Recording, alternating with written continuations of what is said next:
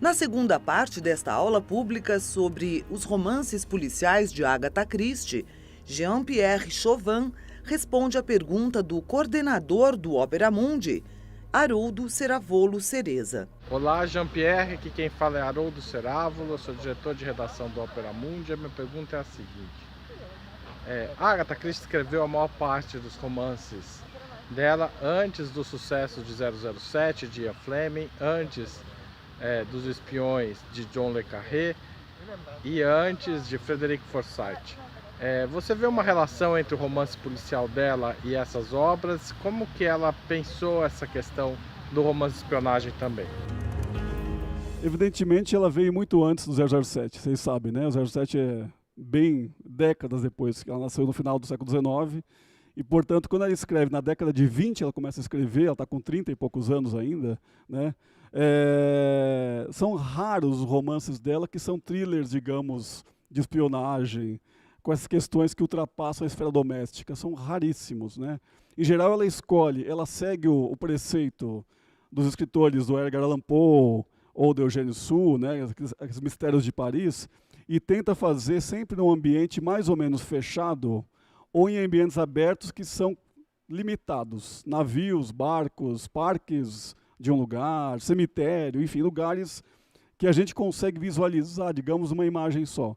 Agora, quando você pensa num diálogo com os filmes de suspenses ou de ação, como 007, tem que pensar que assim, a Agatha Christie não está preocupada tanto com a ação, mas sim com a finesse, assim, como é que eu vou explicar esse crime bárbaro. Essa é mais uma preocupação intelectual do que de fazer efeitos que o leitor fica assim, brutalizado. Nossa, quanto sangue na cena. Essa questão, por exemplo, então, a gente não dá para dizer que há um interesse, né, na ação propriamente dita, no banho de sangue, na degola das pessoas, porque a Agatha Christie está mais preocupada com o intelectual, com como é que eu vou investigar isso, o psicológico por trás da investigação, por que ela disse aquilo e não aquele outro, essas análises que os detetives, a Miss Marple e o Poirot fazem, né?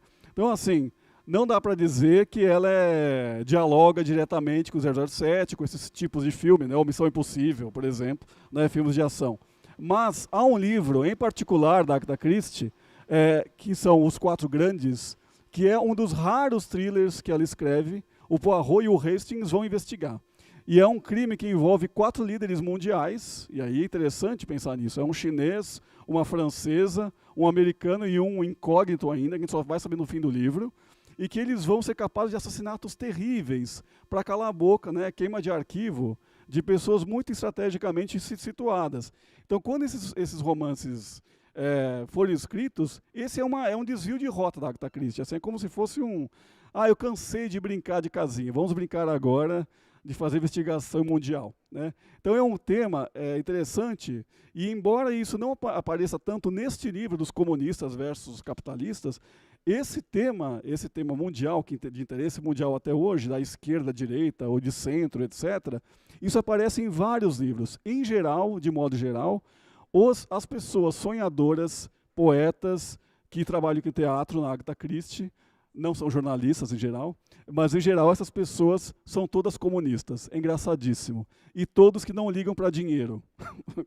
É um pressuposto de uma vitoriana do século XIX escrevendo, concorda? Assim, né? De outro lado, a maioria das personagens, a esmagadora maioria, são pessoas convencionais, que repetem sensos comuns, que acham que o dinheiro é um valor universal, etc, etc, que o casamento é uma instituição estável, que nada vai acontecer de ruim depois do casamento. Há uma espécie de uma promessa de conto de fadas que esses sonhadores atrapalham, eles ficam criticando nos romances. Isso é muito divertido perceber. A gente percebe que os narradores Agatha Christie e muitos personagens são criaturas com muitos preconceitos também, né? Preconceitos por serem ingleses, por serem contra estrangeiros, por falarem dos negros e dos índios, os indianos, por exemplo, como pessoas inferiores. Quer dizer, isso é muito comum. Não quer dizer que a Agatha Christie seja, né, uma reacionária do século XIX, percebe assim? Isso é outra coisa. Mas a representação disso literária é interessante estudar. Como é que o discurso de uma certa elite que existe, a gente sabe, como é que esse discurso excludente se faz nos romances? Em geral, está ligado a pessoas de muitas posses, de fazendas grandes ou de propriedades grandes, que viajam o tempo inteiro, vão para Mesopotâmia, Egito, etc. São pessoas muito viajadas, muito vividas, mas que não conseguem perceber o outro, o próximo. É interessantíssimo. Elas viajam o mundo inteiro e não conseguem ter uma percepção de si, fazer um autoexame, por exemplo, e nem perceber o que o outro sente ou percebe da fala estranha delas, né?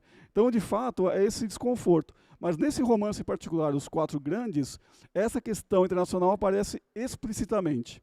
O Poirot está em casa, no seu apartamento, o Hastings, que é seu amigo, o escudeiro, né? Ele está voltando da América do Sul e adivinha para onde o Poirot vai? Ele vai para o Rio de Janeiro, ele vem para cá, né, em 27, o romance é de 27. Então, assim, o Hastings chega de viagem todo saudoso, depois de 1 ano e meio de fora, encontra o Poirot, meu caro amigo, mon cher ami, e aí ele descobre que ele vai para o Rio, né, que ele ia para o Rio, pelo menos, investigar alguma transmigração, alguma coisa esquisita que acontecia em vários países. Então, é o único romance realmente explícito que isso acontece. Um outro livro que há uma alusão a isso é Um Gato Entre os Pombos, vocês talvez tenham lido, que uma aluna é morta numa escola de mulheres e eles escondem, contrabandeiam joias pela raquete. É legal, né? Pelo cabo da raquete. O Guga ia gostar disso, né? Então, assim, a gente percebe que tem essas maquinações muito bacanas, mas que não são sempre internacionais. Na aula pública sobre os romances policiais de Agatha Christie, o professor Jean-Pierre Chauvin responde a perguntas da jornalista Júlia Guerra Monteiro. Oi, professor, boa noite. Eu queria saber em relação às críticas ao trabalho da Agatha Christie, né? Porque ela foi muito criticada, primeiro por ser mulher, naquela época já era bem difícil, depois em relação à qualidade da obra dela foi questionada, né? Por ser um best-seller, uma obra que vendeu muito, e aí a gente sempre tem esse tipo de discussão, até em sala de aula, né? Entre cultura de massa, cultura erudita,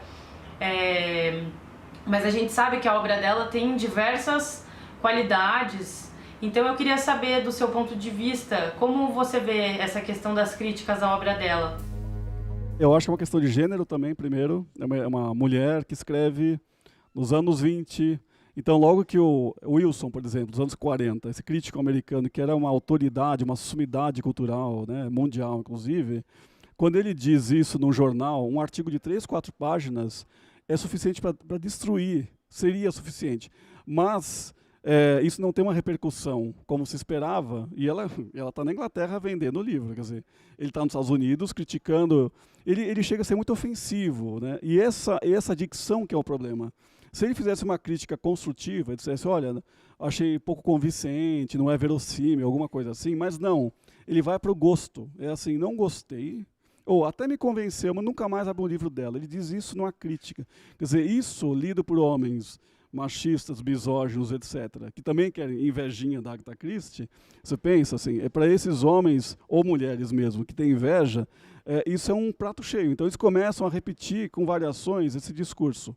Aqui no Brasil, sem citar nomes para não criar polêmicas, há críticos até hoje dizendo que é sobre literatura ou de entretenimento, como a gente vê filmes também, né? Dramas, ação, são gêneros. Eu acho que tem que pensar que são propostas diferentes, né? São gêneros que pedem uma linguagem. Eu não posso fazer um gênero popular com linguagem sublime. Eu tenho que adequar a linguagem, não é só uma questão de massa também, né? Uma questão de estar adequando ao assunto que é a história policial, que é um assunto do cotidiano, digamos, ao mesmo tempo uma linguagem simplificada para atingir as massas, claro, é um interesse, mas isso que não impede que haja uma qualidade que atinja as massas. Se a gente pensar numa cantora como a Adele atinge as massas, ela é excelente cantora, quer dizer, nem sempre a qualidade da massa, né, ou do autor, inviabilizam outra coisa, os fatores estão interdependentes, né, assim. Mas a crítica tem esse discurso, tem os dois discursos. Mas, curiosamente, quem mais defende a Agatha Christie são as mulheres, por uma questão até de gênero, uma solidariedade feminina. Então, a partir dos anos 50, 60, começa um monte de mulher a estudar Agatha Christie, ou ler de outra forma, tentando assim, combater o que o Wilson tinha dito. Então, recentemente, tem uma psicóloga francesa, a Sophie Merola-Melor, que ela é refinadíssima lendo. Ela melhora o livro ela extrapola, fala de Freud, fala de simbolismo, simbologias. Então você vê que o livro cabe muita coisa que a crítica tradicional não vê, porque não quer ver, né? Porque senão ela vai ter que admitir que é bom, vai, sabe?